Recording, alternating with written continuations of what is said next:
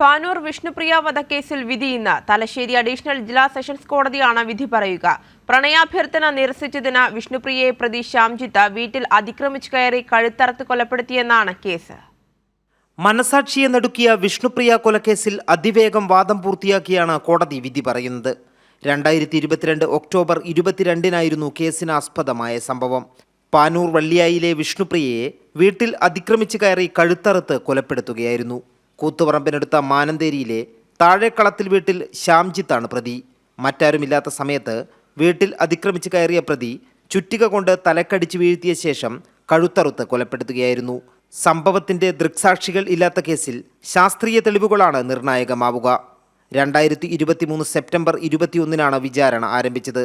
പ്രതി ജുഡീഷ്യൽ കസ്റ്റഡിയിലായതിനാൽ വിചാരണ വേഗത്തിൽ പൂർത്തിയായി. 73 സാക്ഷികളെ വിസ്തരിച്ചു. പ്രോസിക്യൂഷന് വേണ്ടി പബ്ലിക് പ്രോസിക്യൂട്ടർ കെ അജിത് കുമാറാണ് ഹാജരായത്. കൈരളി ന്യൂസ്, കണ്ണൂർ.